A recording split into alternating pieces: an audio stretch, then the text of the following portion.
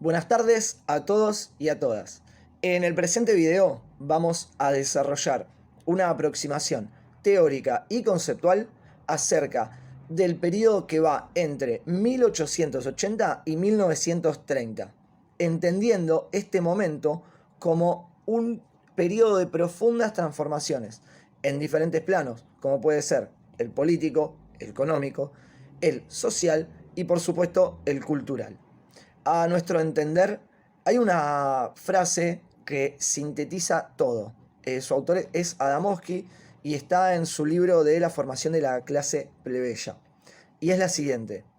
Se construyó en forma abrupta un edificio enteramente nuevo encima de la sociedad anterior.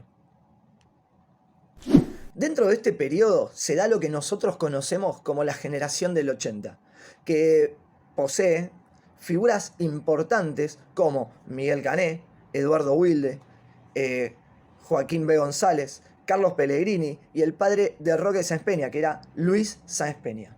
Esta clase elitista e intelectual se sentían capaces de gobernar y poder diseñar un país a la europea. En este discurso y en este pensamiento poseen algún tipo de desprecio por sobre las clases populares. Sumado a este proceso de modernización, que por aquel entonces llevaba adelante Julio Argentino Roca, podemos pensar en el avance de la urbanización, que en esta etapa fue muy significativo. También hay que contextualizarnos en el auge del positivismo. Y en ese auge del positivismo, las ideas del progreso ilimitado y de la modernización fueron tomadas por Julio Argentino Roca y por toda una generación de intelectuales para llevar adelante el desarrollo de la joven nación. Esta generación del 80 sigue el ideal de Alberdi, en donde gobernar es poblar. Y en todo este contexto de boom económico, debido al auge del modelo agroexportador, comienzan a llegar inmigrantes en varias oleadas. Ahora bien, los conservadores tenían el pensamiento o el ideal de repoblar al país, pero con inmigrantes anglosajones, debido a que, según ellos, pensaban que tenían una cultura civilizada, en detrimento de una cultura bárbara que era la nativa. Ahora bien, desde el ideal que pensaron estos conservadores hasta los inmigrantes que realmente llegaron, hubo un abismo. Para recibir a estos nuevos inmigrantes, se fueron construyendo en distintas ciudades del interior, como también en la ciudad de Buenos Aires, el Hotel de Inmigrantes. El de la ciudad de Buenos Aires se construye en 1887 y la autora Emma Cibotti lo describe como una enorme barraca de madera precaria. Así que imaginémonos en los lugares donde caían, donde no les quedaba otra, a los inmigrantes que tenían bajos recursos económicos. A su vez, también en 1911 se termina de inaugurar este hotel de inmigrante porque en su momento se los pensaba como algo pasajero, pero bueno, dada el aluvión de llegada de gente, quedaron permanente. Y 3 años después de la inauguración definitiva de la ciudad de Buenos Aires, se construye también el edificio de desembarcadero, porque también era un problema, dada la cantidad de buques que llegaban al puerto de Buenos Aires, donde esperaran las personas que llegaban hasta el momento del atraque. El desembarcadero del puerto de Buenos Aires era muy chico y no había espacio para tanta cantidad de gente que venía. Estos hoteles, en general, albergaban muchísima más gente de la que en realidad tenían espacio. Lo que hacía también era que en los momentos de higiene del hotel, los inmigrantes tenían que salir obligados, por decirlo de alguna manera, de salir a la ciudad, de esperar fuera de los hoteles, y muchas veces recibían un trato hostil por los habitantes del país. Dentro de los hoteles mismos se los dividían, las mujeres y los niños por un lado y los hombres por otro. La construcción de este nuevo país va a tener como grandes protagonistas a los inmigrantes. A partir de 1880 y por el incentivo de la clase gobernante de ese momento, bajo el gobierno de Avellaneda, se sanciona la Ley de Inmigración y Colonización en el año 1876, que lo que hacía era prometer a aquellos que vengan y trabajen las tierras de hacerlos propietarios de las mismas. Esto va a traer personas de Italia, España, Francia, Alemania, turcos, sirio-libaneses. Todos veían a la Argentina como un lugar próspero para su porvenir. Con el modelo agroexportador ya establecido en el país, se produce una ola inmigratoria desde Europa en búsqueda de nuevas oportunidades y una mejor calidad de vida. Este hecho funcionará como uno de los ejes transformadores de la sociedad, ya que viene a modificar antiguas costumbres y parámetros establecidos. Ya que, como sostiene Dora Barrancos, otras sensibilidades tomaron el lugar de las antiguas y en general se asistió a una modificación de los usos y costumbres, más diferenciados en los grandes centros urbanos, que dieron cuenta así de novedosas formas de vínculo y de sociabilidad. En esta ola también arribaron al país nuevas ideas y movimientos que tuvieron mayor circulación y repercusión entre los sectores de los trabajadores.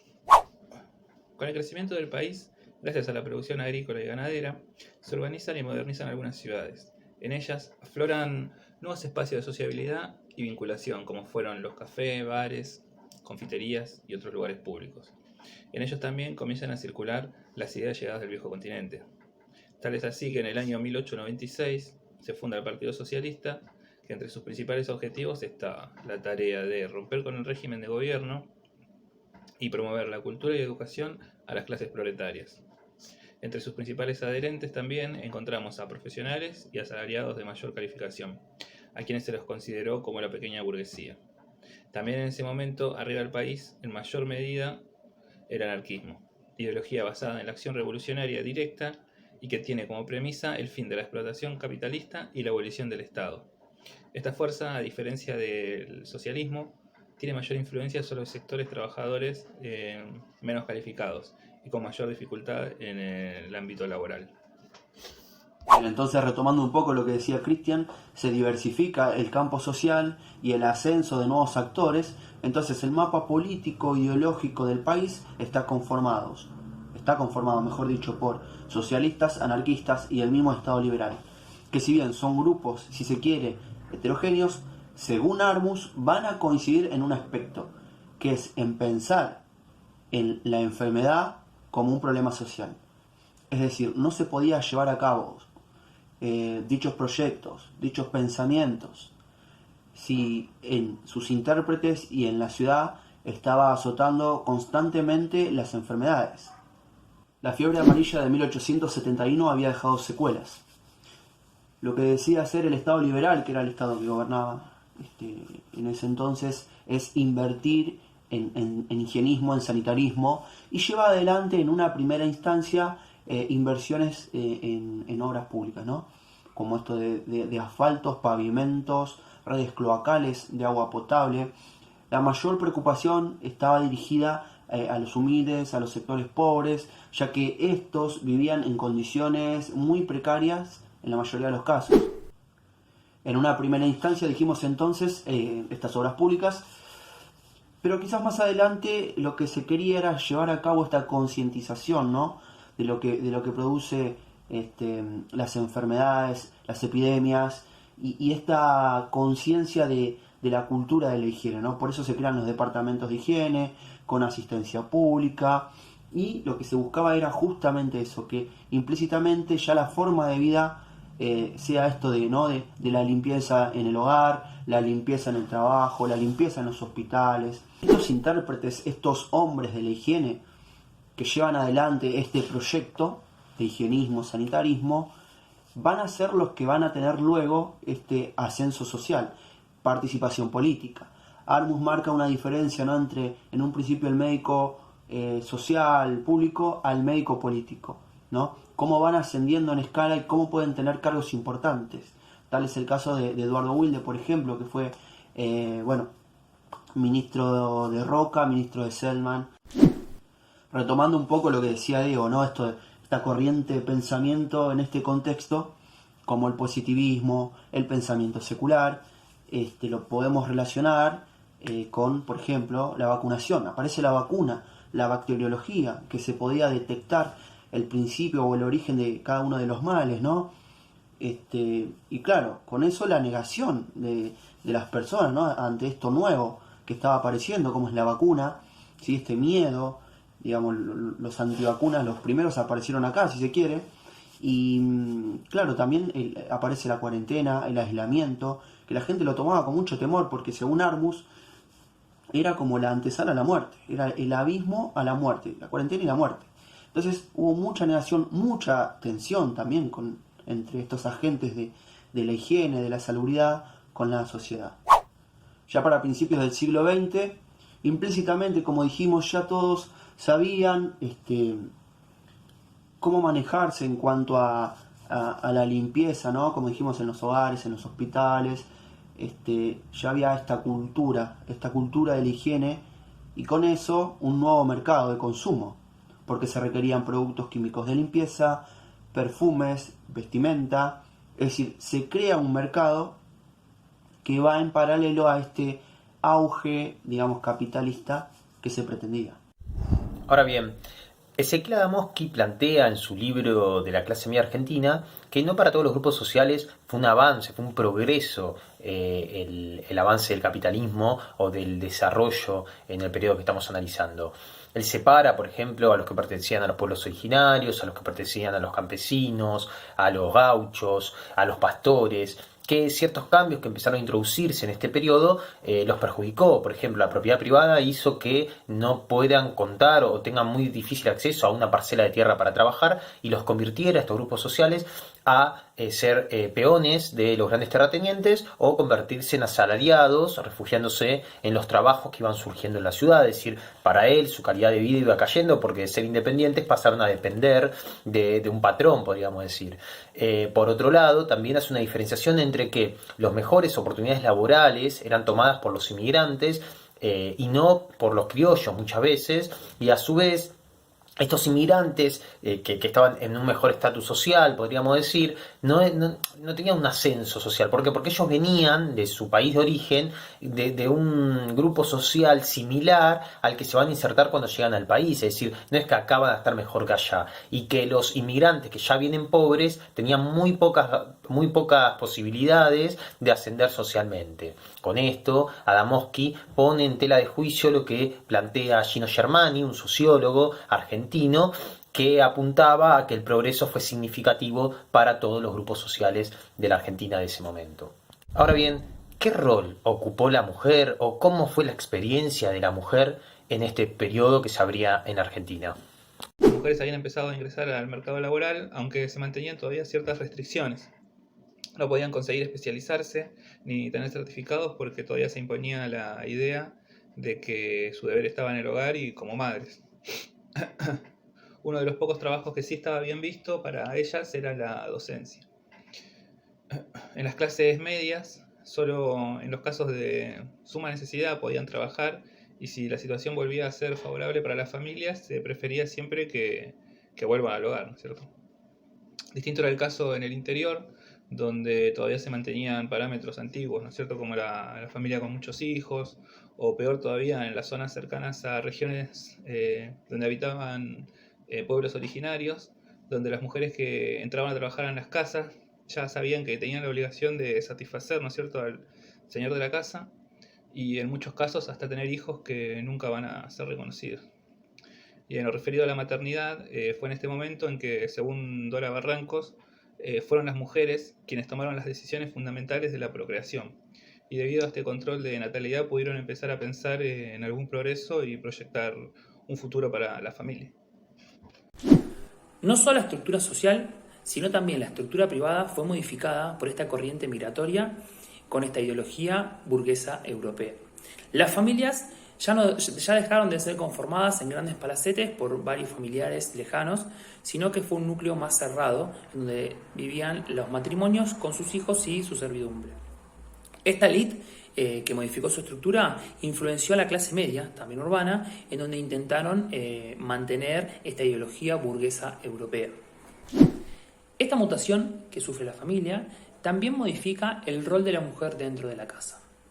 Su actividad se reduce a la función doméstica y a la crianza de sus hijos. No está bien visto que tengan relaciones sociales, sino que esa función es realizada por el hombre, y también es el hombre el que tiene que salir a trabajar. Las redes sociales y la elección matrimonial estaba fuertemente influenciada según el lugar de origen de estos inmigrantes.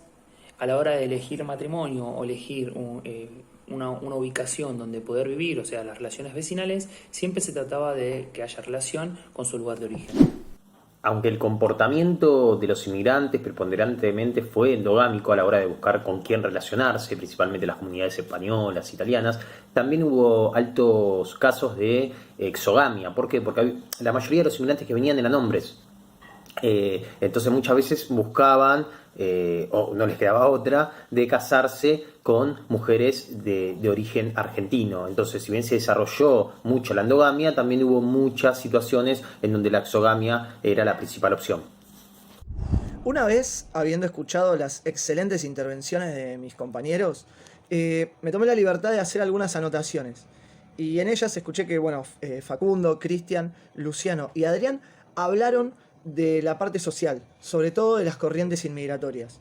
Pero también lo importante es que no solamente la sociedad estaba compuesta por inmigrantes, sino que debemos pensar que en esa etapa había muchísima heterogeneidad dentro de la sociedad. Entonces tenemos, por decir, nativos, tenemos gauchos, tenemos criollos, tenemos los inmigrantes propios que vienen de Europa, algunos de Asia, como bien mencionó Facundo.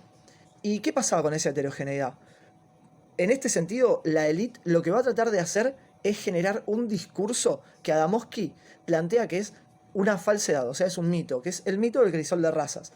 En ese sentido, debemos pensar que se trató de generar la idea o la imagen de que Argentina era, o la población argentina, era el producto de toda esta mezcla nueva que se venía dando, pero que daba como resultado una raza que era sobre todo blanca y europea. Entonces, en este proceso de homogeneización estaba implícito una jerarquización racial. En ese sentido, también podemos pensar que a fin del 1800 la comunidad afroporteña rondaba algo así como 7.000 personas, según también Adamowski. ¿Qué sucede con este sector? Debido a lo que era el patrullaje cultural y a este objetivo de pensar a la población argentina como blanca y europea, se vieron obligados a tener todo lo que eran sus celebraciones o sus costumbres religiosas puertas adentro, en la vida privada. Entonces, todo este tipo de cosas hizo que se vaya perdiendo en el tiempo. Entonces, falsa es la creencia de que toda la comunidad negra terminó por desaparecer en Buenos Aires a partir de la guerra del Paraguay o con la fiebre amarilla. También, sumado a esto, y quizás para profundizar este tipo de información, les recomiendo el libro Buenos Aires Negra, que es de Daniel Javelson, en donde hace una radiografía de lo que era la comunidad afroporteña en el siglo XIX. Sumado también a lo que decía Cristian acerca de los movimientos de izquierda, debemos pensar que en este momento se pusieron como objetivo generar una circulación de sus ideas. ¿Cómo lo hicieron? A través de folletos, de libros y sobre todo de periódicos. Tal es así que, por ejemplo, la protesta era de origen anarquista y la vanguardia de origen socialista. A través de estos medios imprimieron una cultura que era clasista y en contra del capitalismo. Pensando también en lo que decía Adrián a partir de este avance del mercado y también pensando en el avance capitalista, tenemos que empezar a pensar que se empieza a dar una moda, la moda de consumo, que accediendo a determinados bienes colocaban a los diferentes sectores en una escala social. Pero lejos de pensar que solamente todo lo que es este tipo de consumo pertenecía a una élite, ahora cualquiera que esté en esa escala social podía acceder a determinados bienes, porque no solo se buscaba un prestigio, sino que también se buscaba un sentido de pertenencia. Recordando lo que hablaron mis compañeros anteriormente, sobre todo de el Estado tratando de atraer a inmigrantes para repoblar la joven Argentina, debemos pensar que luego se terminaron por promulgar leyes que iban en contra, o por lo menos para acotar el accionar de los revoltosos. Por ejemplo, estas leyes eran la Ley de Residencia de 1902 y la Ley de Defensa Social de 1910. En este mismo sentido, y agrego a esta información, en el tomo 5 del libro Nueva Historia Argentina, sobre todo en el capítulo 5 que habla Juan Suriano, podemos encontrar los detalles de la huelga que dieron origen a esta preocupación por parte del gobierno. De este mismo modo, y también pensando en que lo legal tiene que ir de la mano con lo ideológico, tenemos que pensar que el Estado diseña una campaña propagandística para la revalorización de la tradición y del folclore criollo. ¿Por qué? Porque el verdadero argentino nada tenía que ver con esos inmigrantes revoltosos. A modo de conclusión, debemos pensar que pasamos por el principal eje, que es el económico, pero cómo a su vez este termina influyendo en lo que es lo social, lo político, lo cultural.